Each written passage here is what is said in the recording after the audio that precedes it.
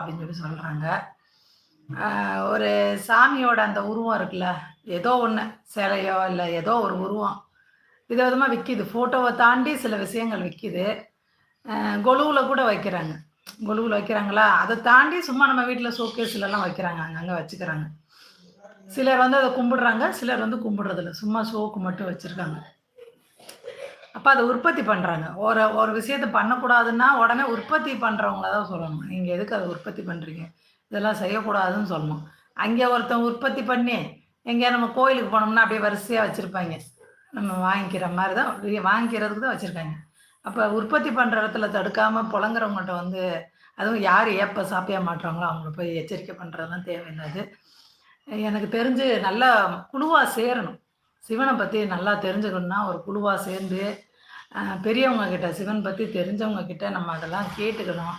என்ன நடந்திருக்கு, இந்த திருவிளையாடல் புராணம் சிவனை பற்றி தெரிஞ்சுக்கிறதுக்கு தான் திருவிளையாடல் புராணம், பெரிய புராணம் இருக்கும். திருவிளையாடல் புராணம்னா மதுரையில் இறைவன் நிகழ்த்திய திருவிளையாடல்கள்.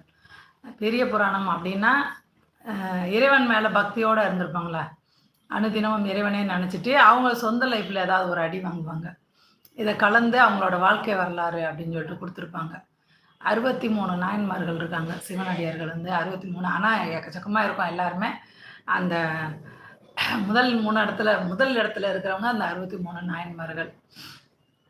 இதெல்லாம் தெரிஞ்சுக்கிட்டோம்னா நம்ம அந்த சாமியை வந்து இது சுடுகாட்டில் இருக்கிறது, இது அங்கே இருக்கிறது, இது இங்கே இருக்கிறதுன்னு சொல்ல மாட்டோம். அகில உலகையும் ஆள்பவன் அவனேன்றோம், தென்னாட்டுடைய சிவனை போற்றி எந்நாட்டவர்க்கும் இறைவா போற்றின்றோம். என்னென்னமோ சொல்லிட்டு கடைசியில் இப்படி ஒரு அவங்கெல்லாம் கிராமத்தாளுக்களுக்கு தான் முக்கியமாக புரிதல் இல்லை. அவங்க தான் இன்ஸ்டாகிராமில் குப்பை கொட்டிக்கிட்டு இருக்காங்க. இப்போ நார்மலாக நகரத்தில் இருக்கிறவங்க கூட அளவாக எது புழங்கணும்னு தெரிஞ்சிருக்கு. கிராமத்தாளுக்கெல்லாம் வந்து தேவையில்லாத விஷயங்கள தான் அதிகமாக கனெக்ட் ஆகி உட்காந்துட்டு இருக்காங்க. அவங்க வந்து அதை வழிகாட்டியாக நினச்சிக்கிட்டாங்கன்னா அவங்க லைஃப் அவ்வளோதான், முடிஞ்சு போச்சுன்னு தான் நான் சொல்லுவேன். நான் என்னோடய இளம் வயதிலே பார்த்துட்டேன்.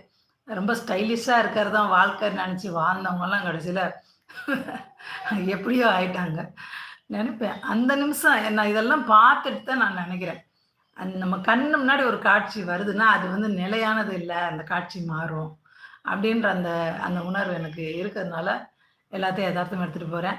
அவங்க அப்படியே ஸ்டைலிஷாக இருந்து அப்புறம் பங்கர பரட்டான்னு ஆகும்போது அதை என்னால் கேலி பண்ணுறதுக்கோ எதுக்குமே யோசிக்க முடியல. வாழ்க்கைன்னா இதெல்லாம் இருக்கும் அப்படின்னு கற்றுக்கிறதுக்கு அவங்க ஒரு இதுவாக இருக்காங்க. நான் பேசுனது ரொம்ப ஓவராக பண்ணிட்டோமா? எல்லாரும் ப்ராப்பராக ஒரு சாமி போட்டோவுக்கு மாலையை போட்டு வெள்ளி செவ்வாய்க்கு விளக்கேற்றி சூடம் கொளுத்தி, இல்லை சிலர் டெய்லியே விளக்கேற்றுறாங்க. அதெல்லாம் நல்ல பழக்கம். ஏதோ ஒரு சம்பிரதாயத்துக்குள்ளே நம்ம இருந்து தான் ஆகணும். ஆனால் அந்த சம்பிரதாயம் வந்து நமக்கு நல்ல விஷயங்களை கொடுக்கறதா இருக்கணும், பெருமை அடிச்சுக்கிறதா இருக்கக்கூடாது. நான் ஒரு இறைவன் வச்சு நான் ஒரு சம்பிரதாயம் பண்ணுறேன்றதை வச்சு நம்மளே உயர்வாக நினச்சிக்கிறது ஒன்று. அப்புறம் அடுத்தவங்கள வந்து இதை செய்யாத அதை செய்யாதன்னு சொல்லி பயமுறுத்தி அவங்கள டார்ச்சர் பண்ணுறது ஒன்று. இது ரெண்டையுமே நம்ம செய்யக்கூடாது அப்படின்னு தான் நான் நேற்று சொல்ல வந்தேன். நீ உன்னுடைய இறைவனுக்காக உன்னுடைய இடத்துல நீ என்ன வேணால் பண்ணு, ஆனால் அது ஒரு வீடியோ எடுத்து நீங்கள்லாம் இப்படி செஞ்சால் அவங்களுக்கு நல்லதுன்னு அவங்களுக்கெல்லாம் ஒரு விவரம் தெரியாது. உங்களுக்கு எந்த பெண்கள்லாம் வழிகாட்டிட்டு உட்காந்துருக்கலாம், அதெல்லாம் சும்மா. இந்த ஒரு தனி நபர் யாருன்னா கோயில் கட்டுறாங்க பாருங்கள், சிலருக்கு வந்து சொந்த காசில் கோயில் கட்டி அதை நிர்வாகம் பண்ணிட்டு இருப்பாங்க. சிலர் வந்து அவங்கக்கிட்ட எந்த பணமுமே இருக்காது, ஆனால் ஒரு கோயில் கட்டி நம்ம டாமினேட் பண்ணணுண்டா அப்படின்னு முடிவு பண்ணுவாங்க. முதல் அடி அவங்க எடுத்து வைப்பாங்க. இங்கே ஒரு சாமி கனவுல வந்துச்சு, இதுவாக ஏதோ அடிச்சு விடுவாங்க. ஏதாவது ஒரு துன்பங்கள் அவங்களுக்குள்ள நடந்துச்சு, இதனால தான் இங்கே ஒரு சாமி இருந்த இப்படிலாம் நடக்குமா, ஆத்தா வந்து சொன்னா அப்படின்னு சொல்லிட்டு சின்னதாக ஏதாவது ஒரு அடையாளத்தை உருவாக்குவாங்க. அப்புறம் கொஞ்சம் கொஞ்சமாக டெவலப் பண்ணிடுவாங்க. நமக்கு பணம் வந்து சுலபமாக கிடைக்கும். கோயிலுக்காக அப்படின்னா யார் வேணால் பணம் தருவாங்க. சும்மா நீங்கள் ஸ்கூல் ஃபீஸு கட்டணுங்க, கொஞ்சம் உடம்புக்கு சரியில்லைங்க, காய்ச்சடிக்கிறவங்க கையில் காசு இல்லை, டாக்டர்கிட்ட போவான்னு போய் யாருன்னா கேட்டு பாருங்கள், கொடுக்கவே மாட்டாங்க. நீங்கள் எதுக்குமே கொடுக்க மாட்டாங்க. ஆனால் கோயில்னால் நீங்கள் பிடுங்கிக்கலாம். நமக்கே சில நேரம் கொடுக்க விருப்பம் இருக்காது. கோயில் பேரில் வந்து பணம் கேட்கும்போது கொடுக்க விருப்பம் இருக்காது. ஆனால் அவங்க பிடுங்காத குறைய வாங்குவாங்க. நீங்கள் இதுக்கு பணம் கொடுக்கலன்னா இந்த ஏரியாவில் உங்களால் நிம்மதியாக இருக்க முடியாது அப்படின்ற மாதிரிலாம் போகும். ஜெயமோகன் அவர்கள்லாம் சொல்கிறார், இந்த திருவிழா கொண்டாட்டங்களுக்கெல்லாம் காசு கொடுக்காதீங்கன்னு தான் சொல்லுவார். இதெல்லாம் தேவையில்லாத அலப்பறை பண்ணுறதுக்காக நம்ம ஒரு பணத்தை கொடுக்கக்கூடாது, அந்த பணத்தை ஏதாவது நல்ல செயல்களுக்கு செலவழிக்கலாம் அப்படிம்பாரு. ஆனால் அதை விட மாட்டாங்க. நம்மளே ஒரு வேளை நம்ம கோயில்னு வந்து நின்றா கூட தர முடியாது அப்படின்னு நம்ம சொல்ல முடியாது. அதுக்கப்புறம் அந்த ஒரு விஷயத்தை வச்சு நமக்கு அந்த வருடம் முழுக்கவுமே டார்ச்சர் நடந்துகிட்ருக்கும். அதெல்லாம் தவிர்க்கிறதுக்கு தான் நெறைய பேர் பணம் குடுத்துர்றாங்க. இப்படி கிடைக்கிறதுனாலே இவங்க சுலபமா ஒரு ஒரு ஆட்கள இவங்க ஃபர்ஸ்ட்டு இவங்களோட ஆசைய ஒரு 10 பேர்ட்ட செலுத்துவாங்க. அந்த 10 பேர் சேர்ந்து ஒரு 100 பேரா மாறுவாங்க. அப்புறம் எல்லா பக்கமும் வசூல் பண்ண வேண்டியதான். ஒரே ஆட்டம், பாட்டம், கொண்டாட்டம் அப்படின்னு போயிரும். இது நெறையா இப்பல்லாம் ரொம்ப பெருசாயிருச்சு புற்றீசல் மாதிரி. பக்தின்றதே அலப்பற பண்றதுக்கு தான் அப்படின்ற மாரி ஒரு கூட்டம் பண்ணிட்டு இருக்குது. அடிக்ட் ஆயிட்டும் ஒரு கூட்டம் இருக்கு. என்ன பண்றது? சாமி பேர சொல்லியே பூதம் தின்னுச்சான் அப்படிம்பாய்ங்க. அது மாரி இருக்குது. யாதும் ஊரே யாவரும் கேளீர்.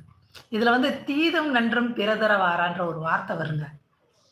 நெறைய நேரம் இது யார பார்த்து சொல்லுவாங்கன்னா, ஒரு ஏமாத்துறவங்கள பார்த்து சொல்லவே மாட்டாங்க.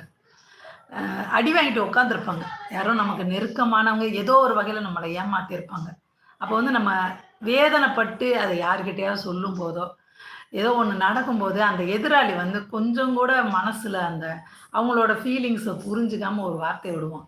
"தீதும் நன்றும் பிறதர வாரா" அப்படின்ட்டு போயிருவான். அது வந்து அவன சவுக்கால இவன் அடிக்கிறான் அந்த வார்த்தைய வச்சு. இவன்றது பொம்பளைய தான் சேர்த்து தான் நான் சொல்றேன். இவள் 2 நாயவன் தான் சொல்றேன். சரிங்களா? 2மே என்ன செய்யும், ஒருத்தன் நொந்து போய் உட்காந்துருப்பான். என்னோட நண்பன் என்னைய ஏமாத்திட்டான்.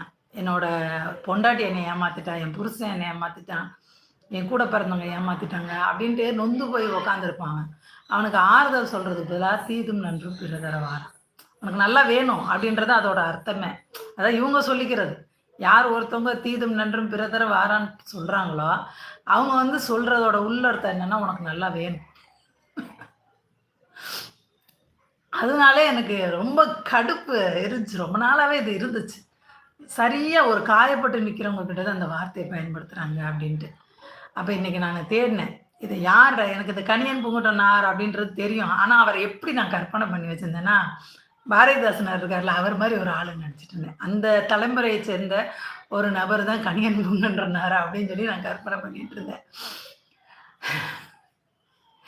இப்ப பார்த்தா அவர் வந்து சங்க காலத்த சேர்ந்த புலவருங்க.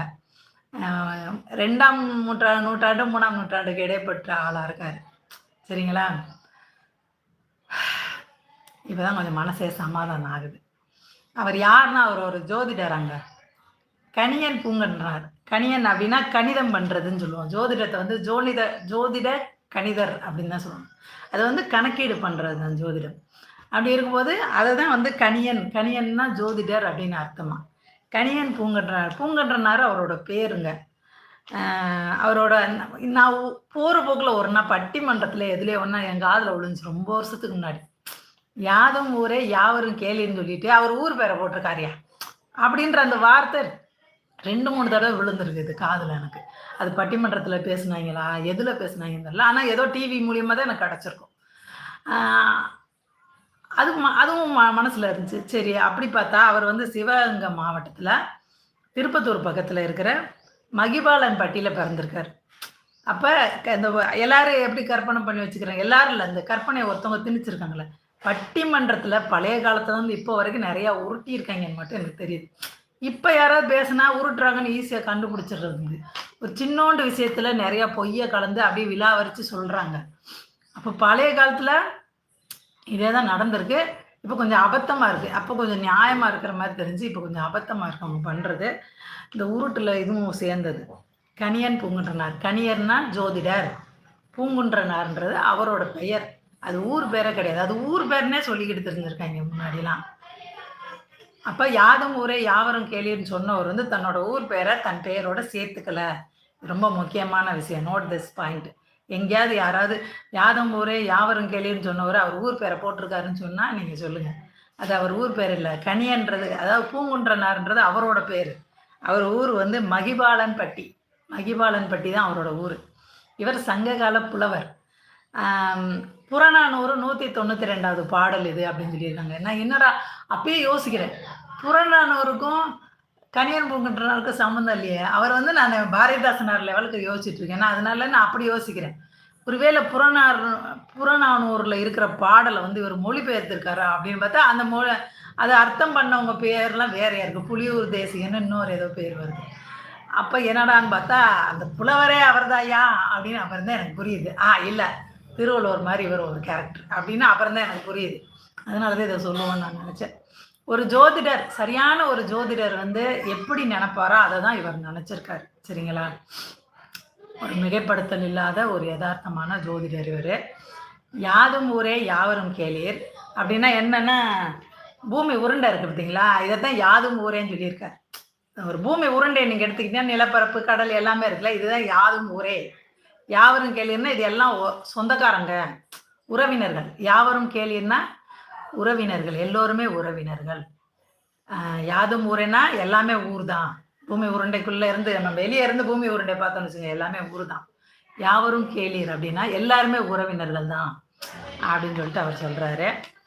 தீதும் நன்றும் பிறர் தர வாரா அப்படின்னு அவர் அதில் வந்து நோட் பண்ணி வச்சுருக்காரு. நீ செய்த உனக்கு வந்திருக்கிற அப்போ அவர் சொல்லியிருக்கனால சரி, இந்த காலத்தில் சங்க காலத்தில் சொல்லிட்டு போயிட்டாரியா அப்படின்ட்டு கொஞ்சம் மனசை நான் ஆத்திக்கிறேன். இப்போ இருக்கிற யாராவது சொல்லியிருந்தா சொந்த கதையை வந்து இதில் சொல்லிட்டு இருக்காங்க போலன்னு தோணும். தீதும் நன்று பிறதர வரானா நமக்கு ஈஸியாக புரியும், நம்மளால தான் வருதுன்னு. ஆனால் தீதும் நன்றும் பிறதர வாரான்ற அந்த கோட்டை நம்ம எடுத்துக்கிட்டோம்னு வச்சுக்கோங்க, நம்ம யாருக்குமே நன்மை செய்யவே முடியாது. நம்மளை ஒருத்தவங்க ஏமாத்துறாங்க, ஒருத்தவங்க வெளியே கூப்பிட்டு கொலை பண்ணுறாங்களா இல்லையா, நம்புகிறாங்க, நண்பன் ஏதோ ஒரு உறவு.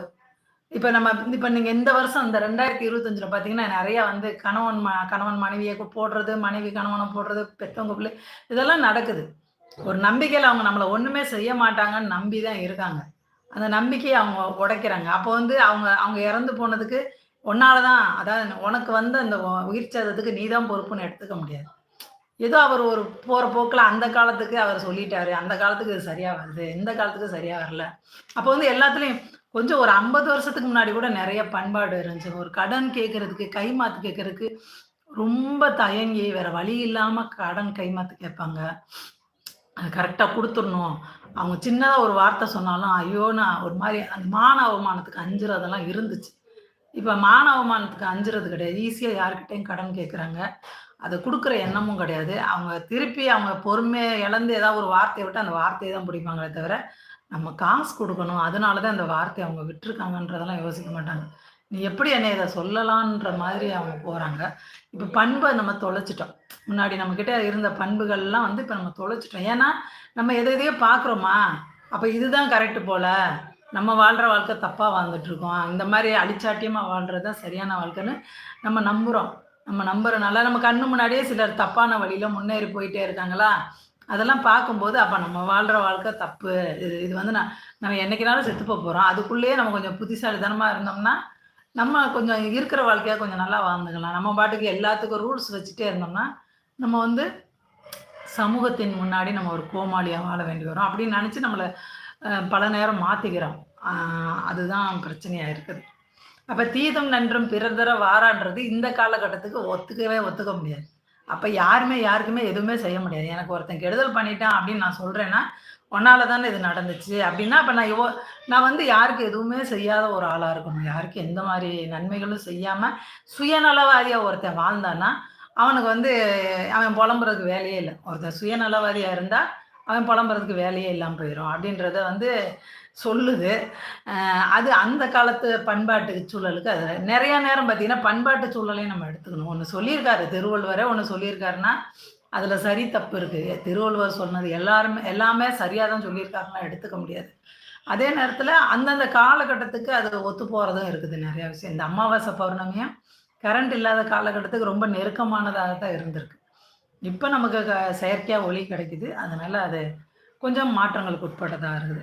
இந்த முழு பாட்டையும் எழுதியிருக்கேன். குட்டி பாட்டாக தெரியுதுங்க ஃபோனுக்குள்ளே, ஆனால் எழுதுனா நீளமாக போகிற மாதிரி இருக்குது. முழு பாட்டையும் கேட்டுடலாம்ல, எதுக்கு எப்போ பார்த்தாலும் யாதும் ஊரே யாவரும் கேளு, தீதும் நன்றும் பிறதர வாரான்னு மட்டும் சொல்லணும். யாதும் ஊரே யாவரும் கேளீர், தீதும் நன்றும் பிறதர வாரா.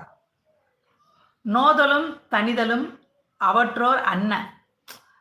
வாழ்க்கையில் இன்பம் துன்பம்ன்றது ஒரு இயல்பான விஷயம் அப்படின்னு சொல்கிறாரு. அதுக்கு அர்த்தம் வேற கொடுத்துருந்தாங்க, அதை உட்காந்து என்னால் எழுத முடியல, என்ன பண்ணுறது. சாதலும் புதுவது அன்றே வாழ்தல்.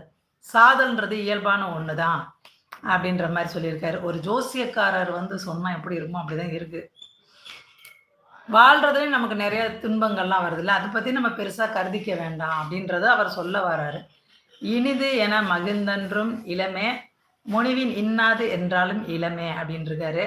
நீங்கள் தயவு செய்து கூகுளில் போய் இந்த பாட்டை டைப் பண்ணி இதோட அர்த்தத்தை டைப் பண்ணுங்க. ஏன்னா எனக்கு வந்து எழுத வேலை, நான் அர்த்தம் எழுதலை. கண்டிப்பாக நீங்கள் இது மேலே ஒரு ஆர்வம் இருந்துச்சுன்னு வச்சுங்க. யாதும் ஊரே யாவரும் கேளீர் பாடல் வந்து என்ன சொல்ல வருது அப்படின்னு ஒரு ஆர்வம் இருந்தீங்கன்னா, கூகுள்ல அத யாதும் ஊரே யாவர் கேளீர் தட்டுனீங்கன்னு வச்சுக்கங்க. பாட்டு வந்து கீழ அதோட அர்த்தமும் வந்திருக்கும். அந்த அர்த்தத்த கண்டிப்பா நீங்க தெரிஞ்சுக்கோங்க. அர்த்தம் தெரிஞ்சா தான் நமக்கு ஏதாவது இன்னும் புதுசா ஒண்ணு தெரிஞ்சுக்கிட்டோன்ற அந்த இது இருக்கு. எப்ப பார்த்தாலும் நமக்கு இந்த திராவிட முன்னேற்ற கழகம் வந்துச்சா நம்ம தமிழ்நாட்டுக்கு, இவங்க வெறுமனே திருக்குறளையும், சிலப்பதிகாரத்த மட்டுமே நம்மகிட்ட திணிச்சு வச்சுட்டாங்க. வேற எந்த பக்கமும் போக விடல. ஆனா, தமிழ்ல எக்கச்சக்கமா கொட்டி கிடக்கு. பக்தி நூல்கள் வேற நெறைய இருக்குது. அப்ப நம்மளா தான் தேட வேண்டியிருக்கு. நமக்கு ஒரு சுதந்திரத்த இந்த இந்து மதம் குடுத்துருக்குங்க.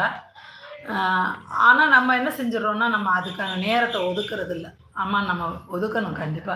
நமக்கு இப்ப இந்த சுலபமா முன்னாடி எதுவுமே நமக்கு கிடைக்காது. யாரோ பட்டிமன்றத்துல 2 வார்த்தைய சொல்லுவாய்ங்க மிகைப்படுத்தி, இட்டுக்கட்டி. இப்பதான் புரியுது அவைங்க உருட்டியிருக்காய்ங்க அப்படின்னு. அதுதான் அப்படியே நம்ம எடுத்துப்போம். அவன் 10 வார்த்தை சொல்றான்னா, அதுல 4 வார்த்தை சரியான விஷயங்கள சொல்லியிருப்பான். மிச்சம் 6 வார்த்தை அவனா இட்டுக்கட்டி இருப்பான். ஆனா அப்படியே தான் நம்ம எடுத்துப்போம்.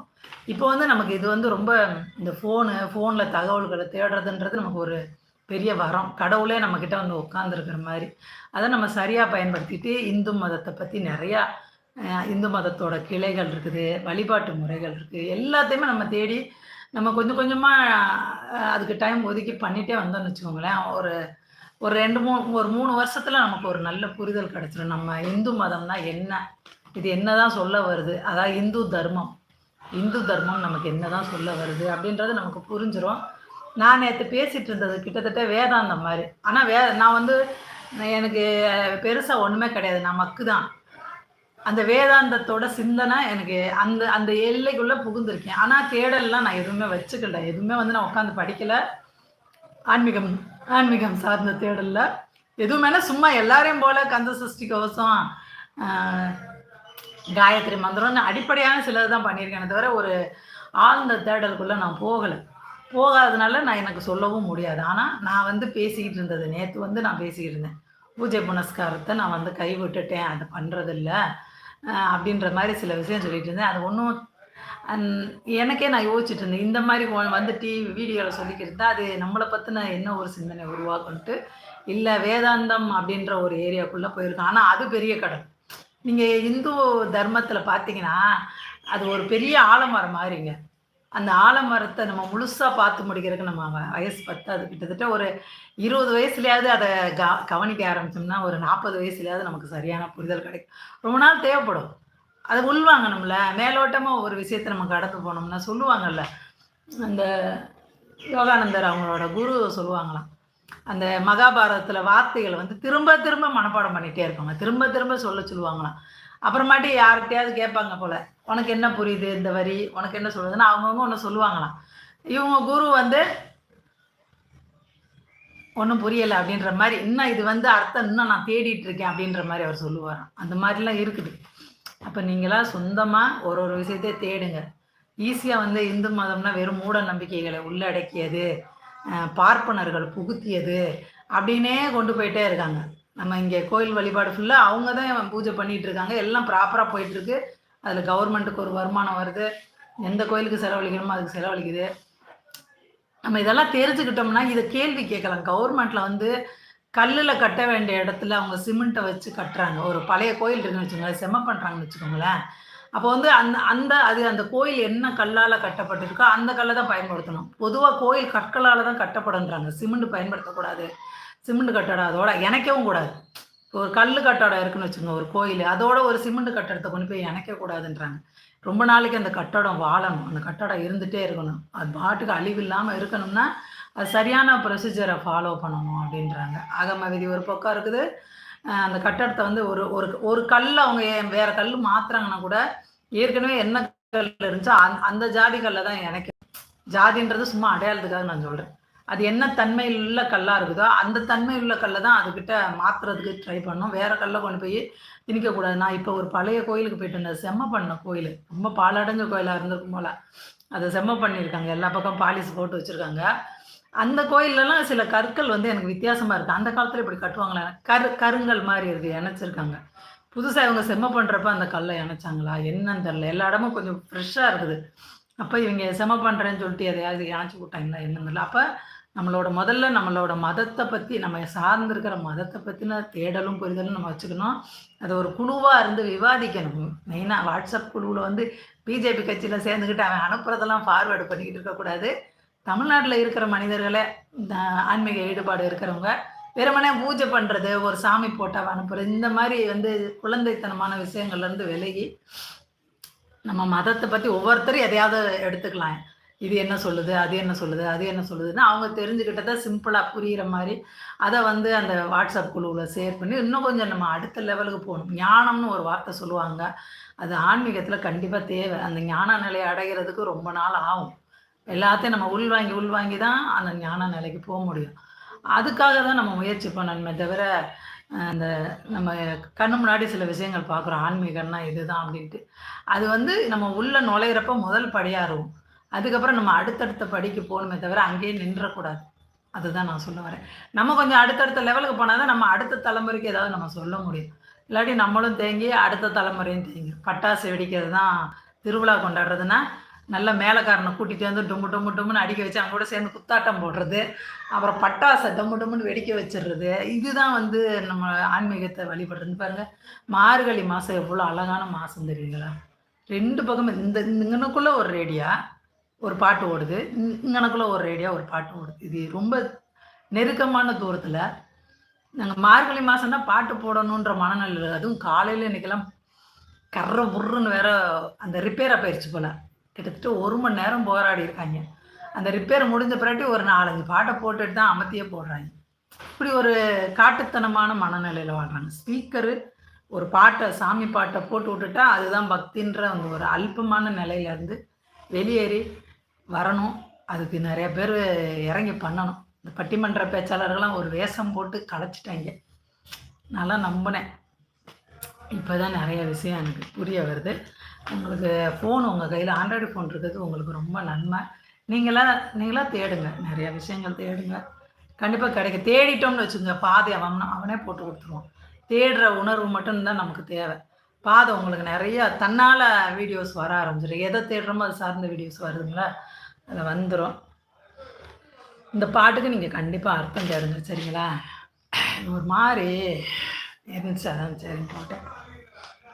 பாதி தான் பாடியிருக்கேன் பார்த்தீங்களா?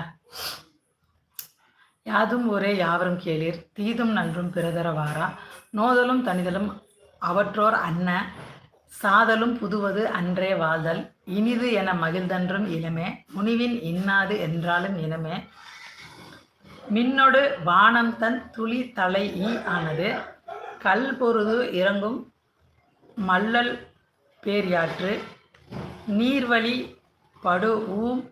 படுவும் புனைப்போல் ஆருயிர் முறைவழி படுவும் என்பது திறவோர், காட்சியில் தெளிதனம் ஆதலின் மாட்சியில் பெரியோரை வியத்தலும் இளமை, சிறியோரை இகழ்தல் அதனினும் இளமை.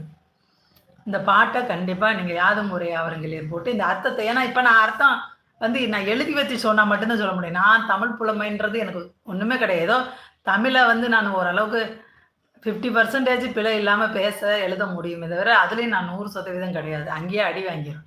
அப்படி இருக்கும்போது அர்த்தம் சொல்கிறதுக்குலாம் எனக்கு சுத்தமாக ஒன்றுமே கிடையாது.